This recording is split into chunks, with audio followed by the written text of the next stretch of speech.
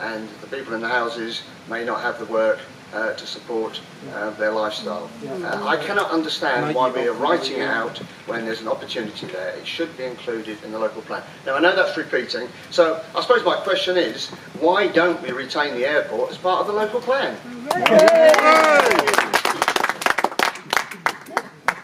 Councillor Wells? As things stand, look, go back one stage further. So we asked, so there's one other thing I should have said earlier, which is that through most of the process over the last year, we have insisted that the officers run a twin track on this particular site, with an option for the airport to remain as an airport if the viability evidence came forward, which to date it hasn't, and with the other option being to move to mixed use, which does not exclude aviation use, but does not sterilise the land for aviation use only. Okay? We went to a very expensive planning barrister and asked whether or not we could twin track it right through, which is I think what Mr Stevens asked for, right through to the planning inspector, and the answer is no. It would get booted straight back to us and get told you have to make your mind up as to which of those you actually want to move forward and consult upon, and therefore goes forward with evidence. That is what the purpose of the viability report was actually all about. If there is other evidence out there that demonstrates that there is somebody out there in the marketplace who can come in and provide economic benefit for lots of jobs within that context, high paid jobs, I mean, logically on the face of it, if we have a passenger airline there, then there are jobs there for security, there are jobs there for cleaning, there are jobs there for facilities, there are jobs there for security, there are jobs there for all those sorts of things.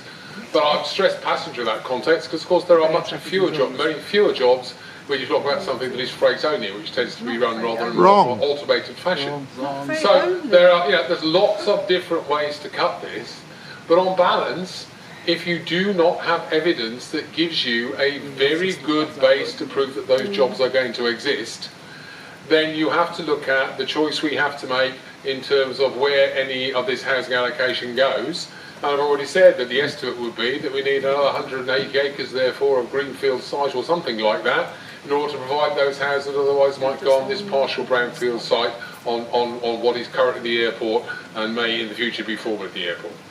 I don't pretend it's a particularly comfortable decision or an easy decision, but it is a decision which we have to move in terms of the local plan context, moving towards the planning inspector. If this evidence, I say again, comes forward over the next few months, and there are opportunities where clearly it may do so. If the planning inquiry for the change of use of buildings is an opportunity for evidence to be presented. The DCO application itself is an opportunity for evidence to be presented. Mr Trawl's re-entry into the fray is an opportunity for evidence to be presented.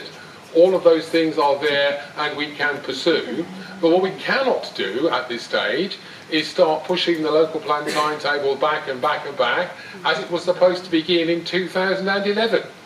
And we really do, and I expressed it very clearly, I think, a few weeks ago in a newspaper article that got panned by everybody concerned or whatever, but actually we are in that context for those people who have a real interest in presenting evidence of a working, effective and employing airport in the last chance salon. We are at 5 minutes to midnight. And at 5 minutes to midnight, River Oak were asked to produce their evidence and declined to do so. Councillor Collins, you want to come back quickly? And Councillor Bayford, then Councillor Roseski. Okay. Could I just ask one other question? If the DCO is successful, or Eddie Trill is successful, yet we have not written anything in the local plan to account for that, where do we stand as a council in a few months' time, in 6 months' time, when we haven't actually included any long-term planning?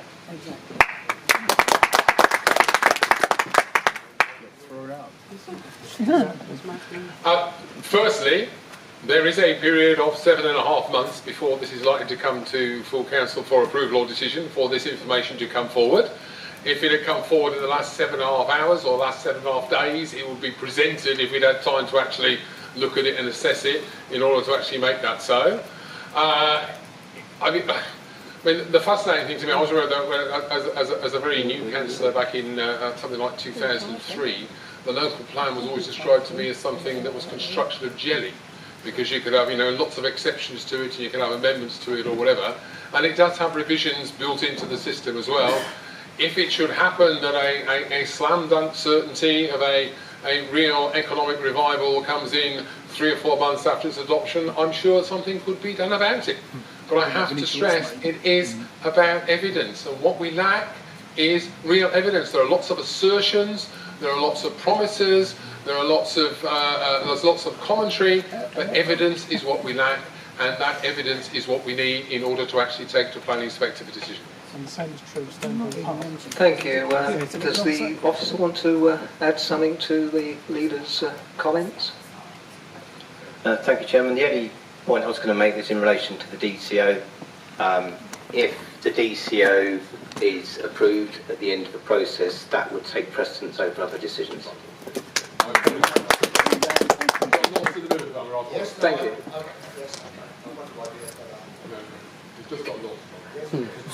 Councillor Bayford.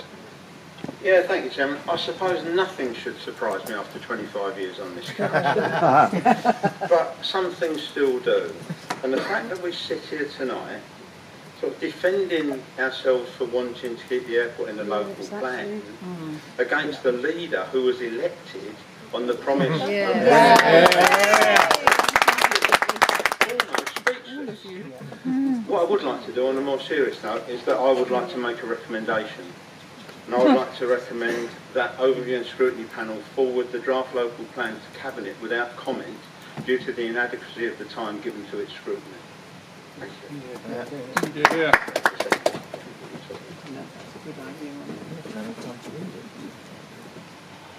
I need a second for that, but can we have Councillor Roseski, and then I'll come back to Councillor Cameron. Thank you, Chair. Actually, I had a question again for Chris and regarding the rejected sites in the local plan, seeking extra housing spaces to minimise the greenfield sites. Are you going to be able to re-examine the rejected sites? One of the options Scrutiny would have, as with any of these things, would be to actually ask Cabinet to undertake a further review of rejected sites to see if we could actually find and squeeze some more housing out of some of those sites which we've listed currently as being rejected for various reasons. That would be a perfectly reasonable thing to be asked to do. We'd have to look at them again as a list and decide whether there's any further opportunity to squeeze housing out of them. That doesn't seem to be any possible question to me. Thank you, Chris. Also, a quick thing on River Oak. Recently, they've been a public complaint with lack of response from the council. This should be treated as a formal complaint, and I think it should be investigated thoroughly.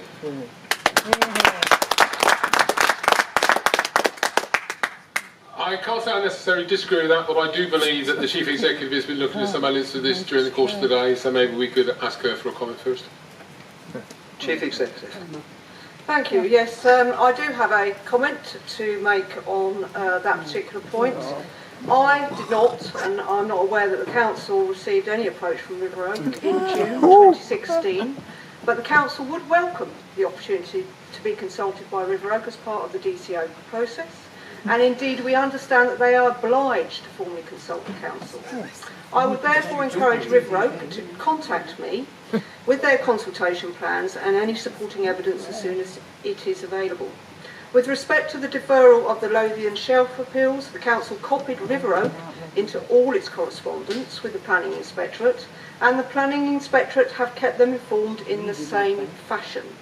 Given this transparency, it is not clear what information from either the Council or the Planning Inspectorate is still outstanding.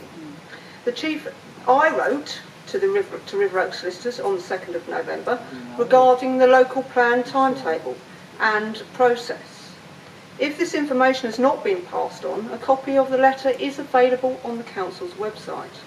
This followed on from an email sent to River Oak's planning consultants on the 12th of October, which provided the same information.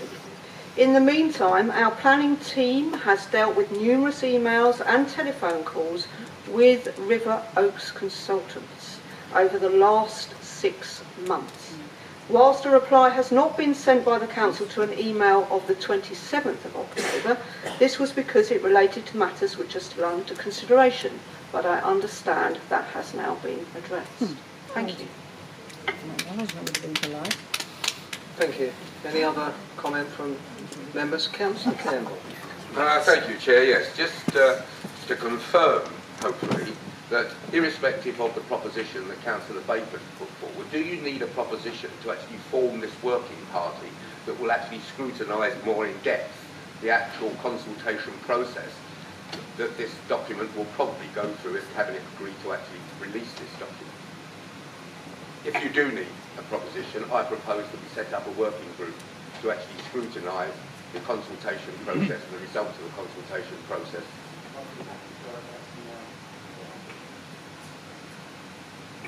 I'd need well, no, to... I'm not going to support your proposition. But I mean, yeah.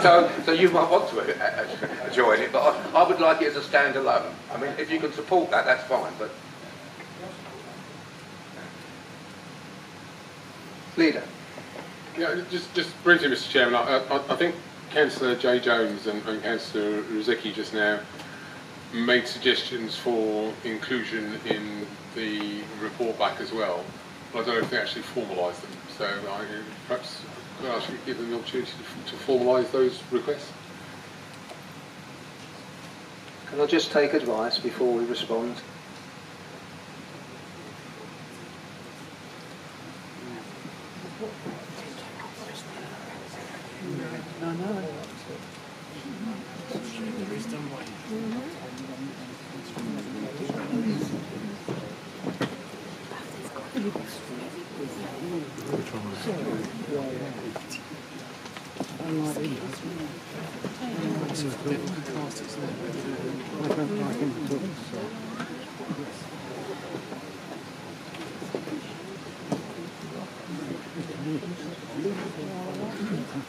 Who? Sorry? No, they were rejected. Yeah, I think so.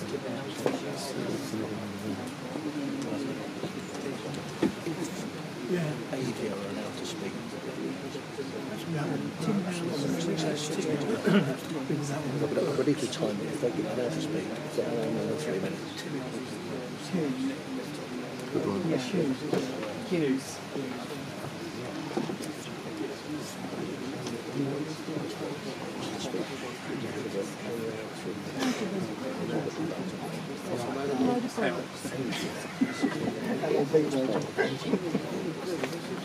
Now you understand.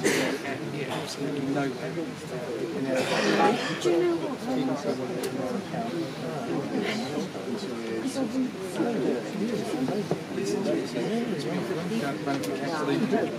So we'll explain. There are implications if we go forward with Councillor Bayford's proposal. Oh, there are always implications, I'm afraid, Councillor. So what would happen, as we've got a proposal on the table, as it was formally proposed as part of your speech, we've already got a seconder from Councillor Curran. So the process now is we debate that motion. The panel can say whether they think it's a good idea or whether they think it's a bad idea, and evidently from the conversations that the leaders put forward, there are obviously some members of the panel who disagree with that point of view because they would like to put forward separate points to the Cabinet. That will come out in that debate. At the end of that debate, we'll have a vote. Either we'll agree with the motion put forward by Councillor Bayford that the draft local plan will go to Cabinet without any comment from the ONS, or if enough councillors disagree with that and would like to make some comments, that will be defeated. We will then have a chance for somebody else to put forward a proposal that may have a number of points in it, and we would then debate that. But obviously, with Councillor Baker's motion, the idea is that the report will be forwarded without any other comments. So by default, you can't make any other comments going forward. So it's all or nothing, essentially, if that makes sense. QED, the implications. So we have a proposal. If you would like to repeat the proposal and include anything that Councillor Campbell has added to the original proposal, and then No, sorry, I was just trying.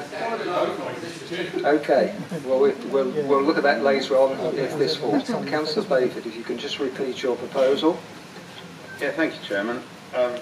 It's the Overview and Scrutiny Panel forward the draft local plan to Cabinet without comment due to the inadequacy of the time given to its scrutiny.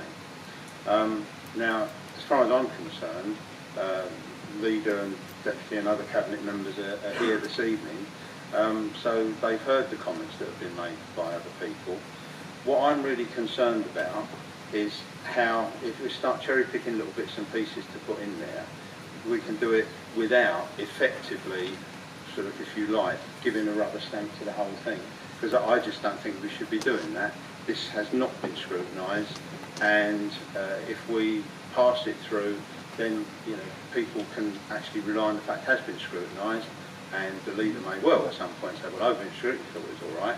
Well, this bit of Overview and Scrutiny doesn't think it's all right. So I just think it's easiest, and they've heard the comments, they can take them on board. I don't think it has to be formalised. I think that we should pass this through without comment. Thank you. So that's the proposal. Do I have a seconder? Councillor Curran. Do we wish to debate that and the implications that have been explained to you, Councillor Roseski? Oh, I did ask earlier, could further submissions be made to scrutiny between now and during public consultation, etc. And I think at that point's been adequately answered that it can. Therefore, I don't see any problem with us going forward tonight, so that we can always bring it back to scrutiny at any other point between now and the decision, which has to come up to the full council in any case.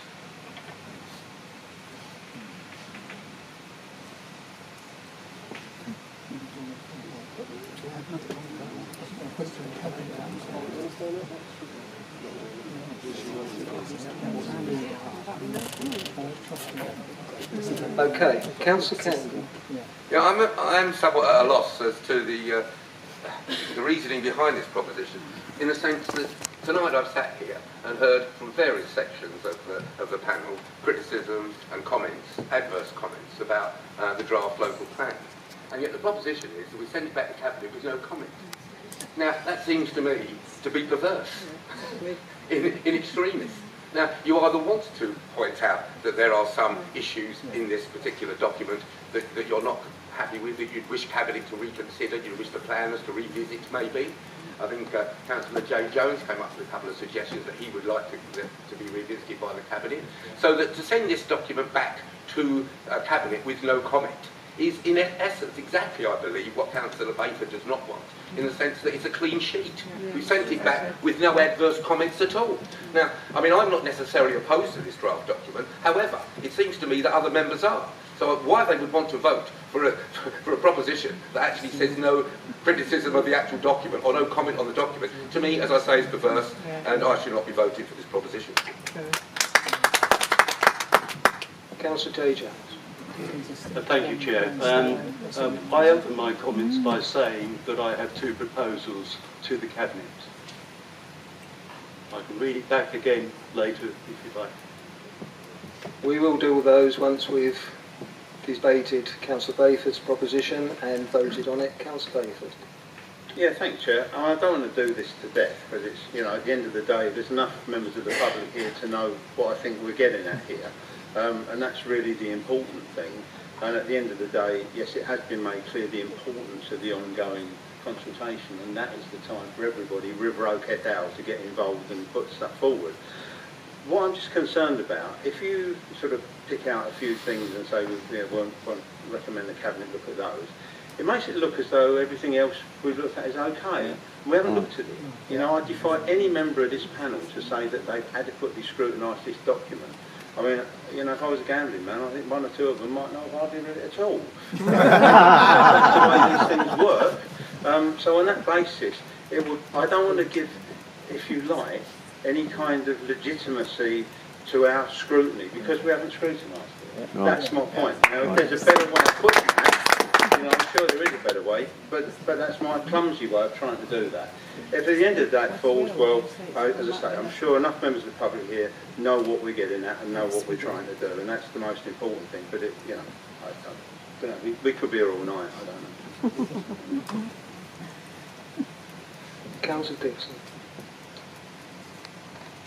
I don't support Councillor Bayford, but I do agree with the spirit of what he is saying, that we need far more time and that we cannot possibly have scrutinised all this amount of information properly in the time.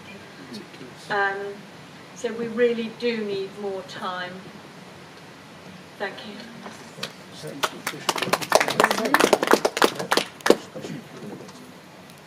Councillor Martin, quickly.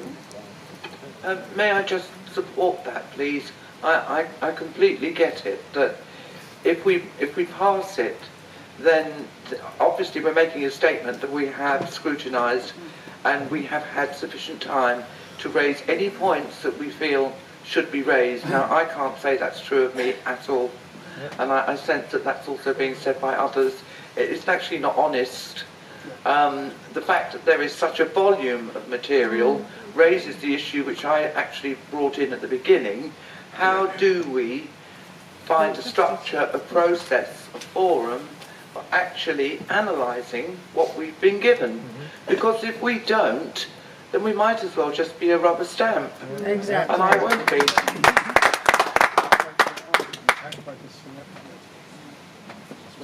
Right, we need to go to the vote, but can I reassure you that members will have the opportunity during the course of the consultation period to look at the report, and obviously if we need to form working parties, we can discuss that at a future overview and scrutiny panel. We may need to look at our subgroups that we already have, and obviously the resource within them to determine whether we need or what type of support we need from officers, etc., and what time we need to look at those elements. But if I can put it to the vote, we've heard Councillor Bayford's proposal. It's been seconded.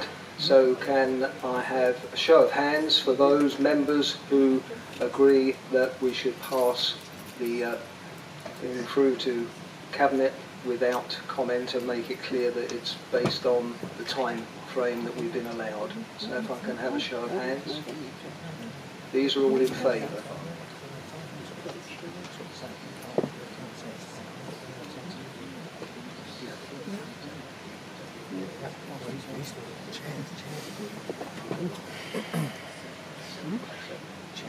Those against?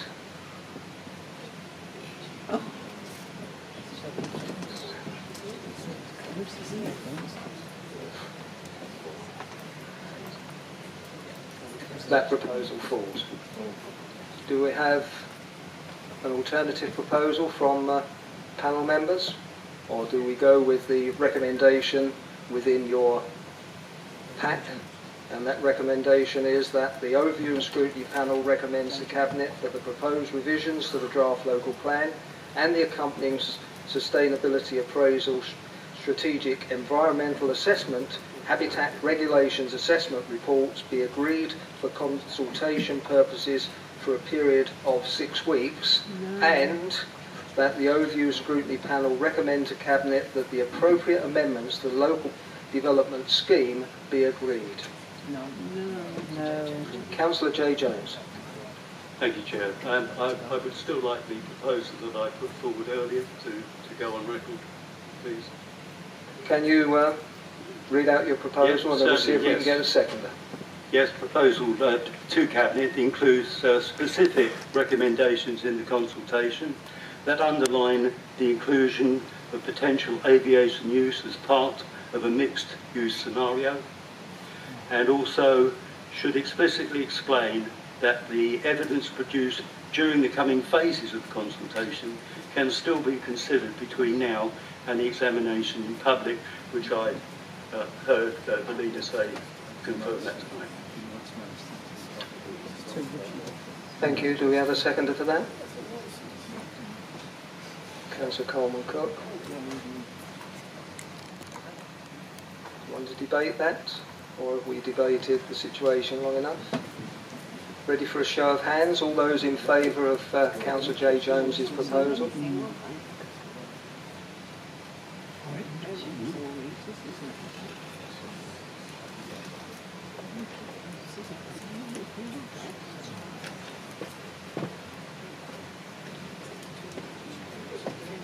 Can you put your hands up again? Right up.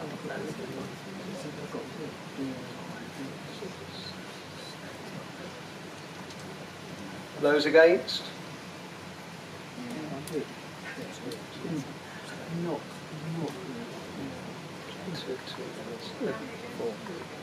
Against again, please.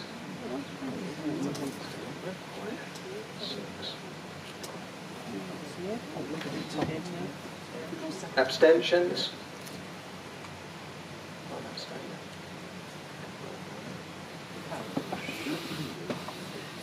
That proposal's passed.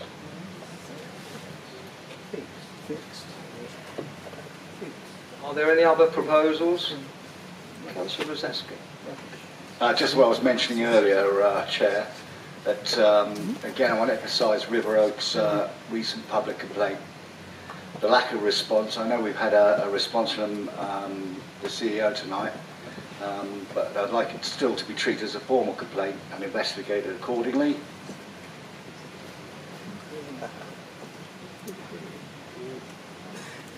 Chief Executive. If you wish for it to be treated as a formal complaint, then you will need to write to me requesting that to be the case, and then I will look at it.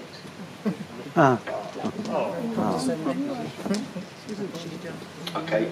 Also, my other point, where I propose further review of rejected sites, so we can seek extra housing space to minimise the use of greenfield sites.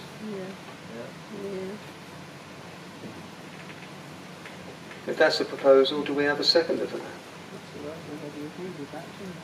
Councillor Coleman Cook. Do we want to debate that point over and beyond what we've already debated? In that case, can I have a show of hands? Those in favour?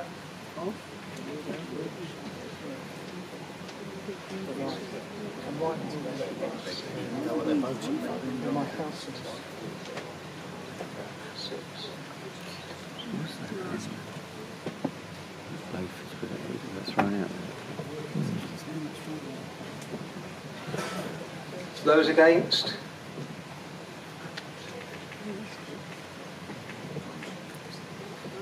Abstentions?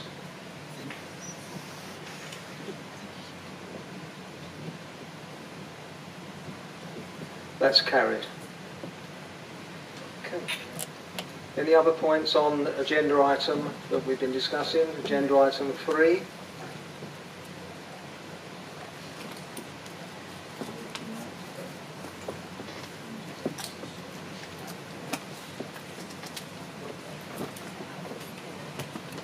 Right, that finishes agenda item 3. We have